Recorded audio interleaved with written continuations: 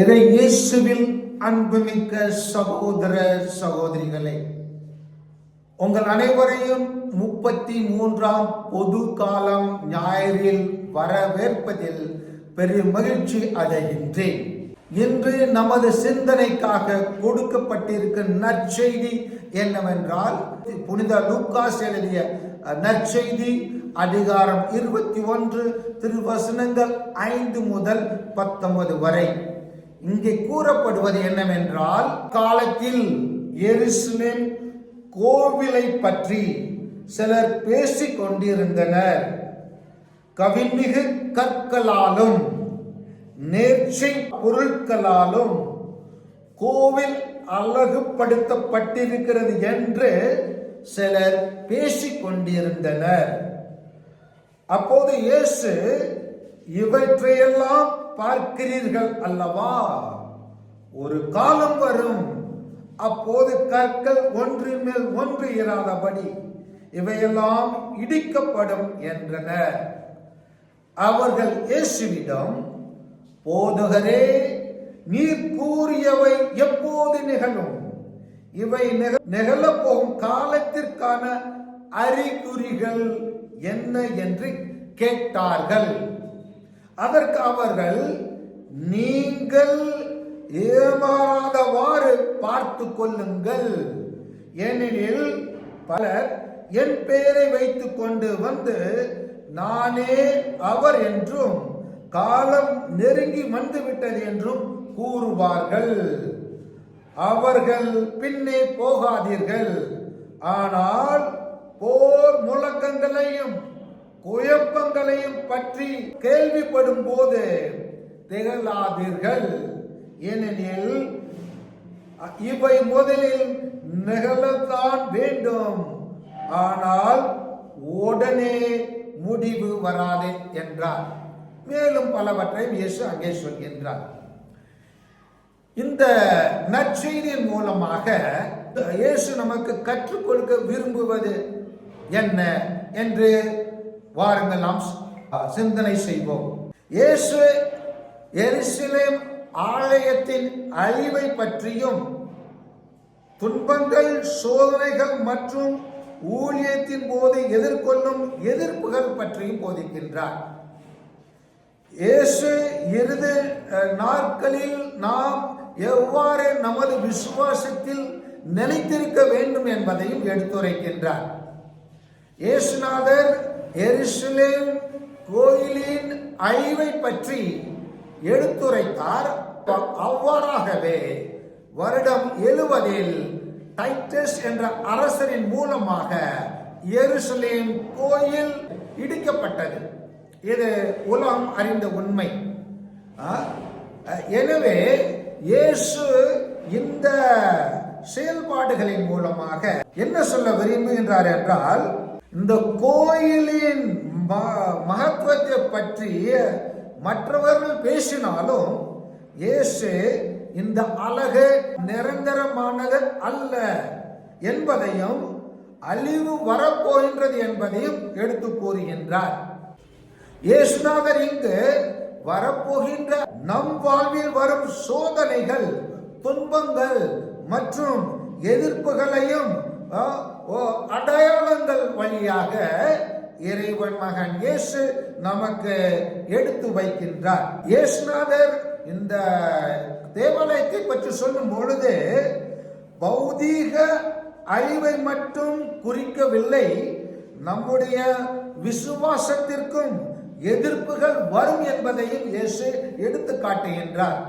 வரவிருக்கும் காலங்களில் விசுவாசிகள் துன்புறுத்தப்படுவார்கள், சிறையிலடிக்கப்படுவார்கள், அரசர்கள் மற்றும் ஆளுநர்கள் முன்னால் நிறுத்தப்படுவார்கள் என்று விசுவாசிகளுக்கு வரவிருக்கும் சோதனைகளை பற்றியும் எடுத்துரைக்கின்றார். இதனை நாம் இன்றைய இந்தியாவில் நாம் நம்மால் காண முடிகின்றது. எத்தனை விதமான சட்டத்திட்டங்களை அரசாங்கம் நமக்கு எதிராக உருவாக்க முன்வருகின்றது. நமக்கு இன்றைய தினங்களில் சார் என்ற திட்டத்தின் மூலமாக சிறுபான்மையர்களுக்கு உள்ள ஓட்டு உரிமையை பறிப்பதற்காக இன்றைய அரசாங்கம் துடிக்கின்றது. நம்மை ஒரு பொருளாக மதிப்பது கூட இல்லை. நமக்கு வேண்டிய உரிமைகளையும் நமக்கு வேண்டிய அதிகாரங்களையும் தர மறுக்கின்றது. ஏன் என்றால் நாம் கிறிஸ்துவை பின்பற்றுகின்றோம் என்ற ஒரே காரணத்தினால்தான். இதனை இயேசு 2000 வருடங்களுக்கு முன்பாக நமக்கு துன்பங்கள் வரும், சோதனைகள் வரும், கஷ்டங்கள் வரும், நம்மை சிறையில் இடுவார்கள், நம்மை தவறான பெயர்கள் சென்று அழைப்பார்கள். ஒரு சில பேர்கள் நாம் கிறிஸ்தவர்களை நோக்கி மனச்சாட்சி இல்லாமல் பாவனைகள் என்று அழைக்கின்றார்கள். இது போன்ற மக்களை நாம் பார்க்கும் பொழுது, இது போன்ற ஒரு வாழ்க்கையை நாம் சந்திக்கும் பொழுது நமக்கு பலவிதமான கேள்விகள் நமது வாழ்க்கையில் வர வேண்டும். நாம் ஏன் இவ்வாறு கஷ்டப்பட வேண்டும்? நாம் ஏன் இவ்வாறு சோதனைக்கு ஆளாக வேண்டும்? நாம் ஏன் மற்றவர்களைப் போல வாழக்கூடாது என்று ஒருவேளை நாம் சோதனையில் இருந்து தப்பிப்பதற்காக எங்கே நமக்கு சுகம் தருகின்ற வாழ்க்கை இருக்கின்றதோ, எங்கே நமக்கு கஷ்டங்கள் இல்லாத வாழ்க்கை இருக்கின்றதோ, அந்த வாழ்க்கையை தேடி நாம் ஒருவேளை ஓடக்கூடும். அதனால்தான் பலவிதமான கத்தோலிக்க கிறிஸ்தவர்கள் நமது திருச்சபையை விட்டுவிட்டு இங்கேயும் அங்கேயும் ஓடி சுகத்தை தேடி, தங்களுக்கு வேண்டிய பொருளை தேடி, தங்களுக்கு வேண்டிய உலக பொருட்களை தேடி இயேசுவை பின் செல்ல மறந்து விடுகின்றார்கள். இயேசுவை பின் செல்வதற்கான அந்த கஷ்டங்களை ஏற்பதற்காக, சோதனைகளை சந்திப்பதற்கு தயாராக இல்லாமல் அவர்கள் ஒரு விதமான வாழ்க்கைக்கு அடிமையாகி விடுகின்றார்கள். எனவே அன்பானவர்களே, இன்றைய நற்செய்தி நமக்கு என்ன சொல்கின்றது என்றால், வரப்போகும் கேடுகளை பற்றி இயேசு கூறுகின்ற போது நாம் பயப்படக்கூடாது. மன தைரியத்துடன் எல்லாவற்றையும் எதிர்கொள்ள வேண்டும். கடவுள் நம்மோடு இருக்கின்ற போது அவர் அனைத்து தீமையிலிருந்தும் நம்மை விடுவிப்பார். காரணம், நாம் அவருக்கு அஞ்சி அவரது கட்டளைகளை கடைபிடிப்போம் என்றால் அவருடைய நீதியின் கதிரவன் நம்மை எதிரிகளிடம் இருந்து காத்து கொள்ளும்.